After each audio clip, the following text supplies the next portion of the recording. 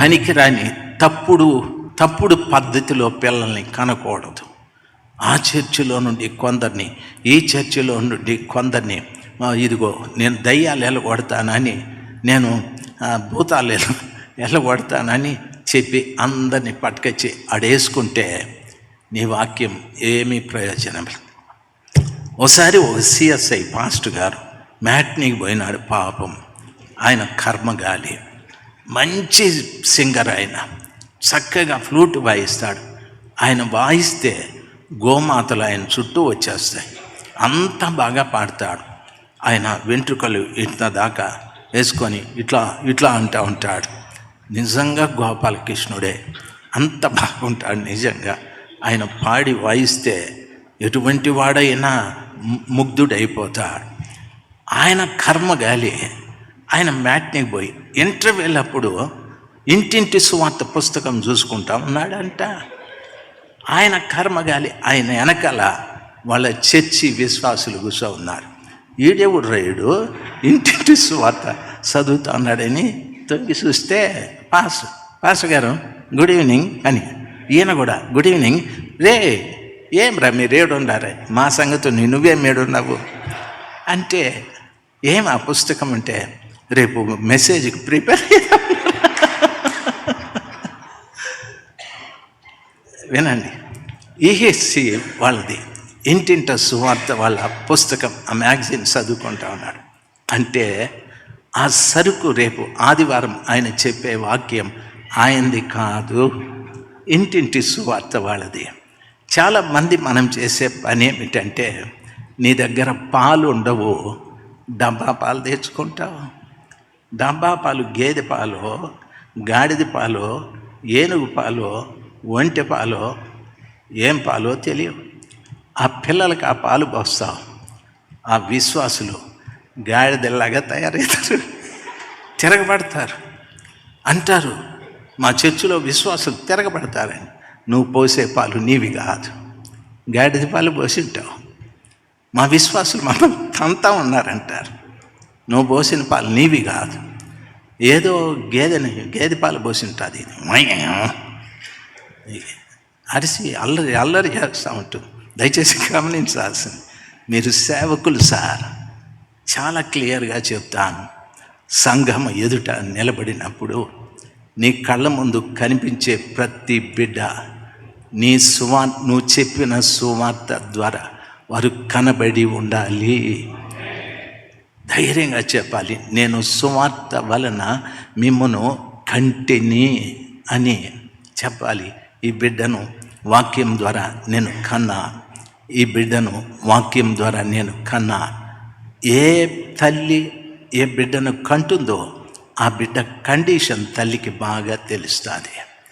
తెలిసి ఎప్పుడు పాలు ఇవ్వాలి, ఎప్పుడు పడుకోబెట్టాలి, ఎప్పుడు ఆయనకు బలహీనత వస్తుందో అన్నీ తల్లి జాగ్రత్తగా చూసుకుంటారు.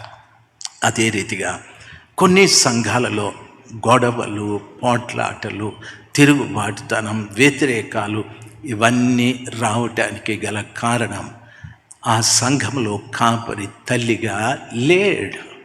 సంఘంది కాదు తప్పు, అక్కడున్న విశ్వాసులది కాదు తప్పు, కాపరిదే తప్పు. దేవుని పిల్లలు గమనించాల్సింది, వాక్యం సెలవిస్తుంది, ప్రభు నా ప్రక్కన నిలిచి నన్ను బలపరిచాను, ప్రభు నా ప్రక్కన నిలిచి నన్ను బలపరిచి సింహము నోట నుండి నన్ను తప్పించెను అని అంటాడు. 2 సింహాలు ఉన్నాయి. ఒకటి యూదా గోత్రపు సింహం, 2వ సింహము సాతానుడు. పేతురు గారు చెప్తారు, నిబ్బరమైన బుద్ధి కలవారై మెలకువగా ఉండండి, మీ విరోధి అయిన అపవాది గర్జించు సింహము వలె ఎవనిని మృంగుదునా అని తిరుగుచున్నాడని వాక్యము సెలవిస్తుంది. దేవుని పిల్లలు ఆలోచించాలి. ఒక విశ్వాసికి నిబ్బరమైన బుద్ధి, మెలకువ, ప్రార్థన ఈ 3 లేకపోతే అటువంటి వ్యక్తుల్ని సాతానుడు సింహంలాగా మింగేస్తాడు. సార్, నిబ్బరమైన బుద్ధి, మెలకువ, ప్రార్థన ఈ 3 అవసరం. చాలామందికి నిబ్బరం ఉండదు. దయచేసి గమనించాల్సింది, చాలామంది ఏదో పోట్లాడేస్తారు, గొడవాడేస్తారు. విశ్వాసులతో గొడవ, విశ్వాసులు సేవకులతో గొడవ, నిబ్బరమేం ఉండదు. ఆ విశ్వాసుల్ని గుర్చి గట్టిగా ప్రసంగాలు చేసేస్తూ ఉంటారు. వాళ్ళు అలిగి వెళ్ళిపోతారు. అప్పుడు దుఃఖపడతారు, అప్పుడు రాయభారం పంపుతారు. నిబ్బరమైన బుద్ధి అవసరం, మెలకువ అవసరం, ప్రార్థన అవసరం. ఈ 3 ఉంటే గర్జించు సింహము నీ జోలికి రాదు. ఆ 3 లేకపోతే గర్జించు సింహము అటువంటి వాడిని మింగేస్తుంది, అటువంటి వాడిని మింగేస్తుంది. ఒక వ్యక్తికి పెపర్మెంట్ ఇచ్చినా వాడు చప్పరిస్తాడు. అయితే పొరపాటున మాట్లాడుతూ ఉంటే టపుక్కని మింగేస్తాం, చాక్లెట్ మింగేస్తాం. ప్రమాదమేమీ కాదు, లోపలికి వెళ్ళి జీర్ణమవుతుంది, మింగేస్తాం. ఆ మింగిన పెపర్మెంటు జీర్ణమైందా లేదా అని మనకి ఎట్లా తెలుస్తుంది? జీర్ణం అవుతుంది. అయితే సాతానుడు మనల్ని మింగిన తరువాత మన కండిషన్ ఎట్లుంటుందో తెలుసా? చూడండి, సాతానుడు మింగిన తరువాత మన కండిషన్ ఎట్లుంటుందంటే, ఒక బిడ్డకు వివాహం అయ్యాది, 1 సంవత్సరం గడిచేది, బిడ్డకు దేవుడు గర్భం ఇచ్చాడు. ఆ తల్లికి 6 మాసాలు వచ్చాయి. భర్తను పిలిచి అంటది, ఏమండి బాబు తన్నుతున్నాడండి, వాడు కదులుతూ ఉన్నాడండి, వాడు తన్నుతూ ఉన్నాడండి అని. ఆ తండ్రికి వాడి మీద ప్రేమై, రే బుజ్జి మమ్మీని తన్నద్దురా అంటాడు. మమ్మీని తన్నద్దు, ఏ కొడుకు మమ్మీని తన్నద్దు అని గారభంగా చెప్తాడు. ఆ తండ్రి అట్లా చెప్తే గర్భంలో ఉన్న శిశువుకి అర్థమై, డాడీ ఇంకా తన్నను అంటాడా? వాడు అన్నాడంటే వాళ్ళ నాయన అంటాడు, నా భార్య కడుపులో ఉండే దయ్యం, వాడు బిడ్డ కాదంటాడు. గర్భంలో ఉండే బిడ్డ మాట్లాడుతుందా?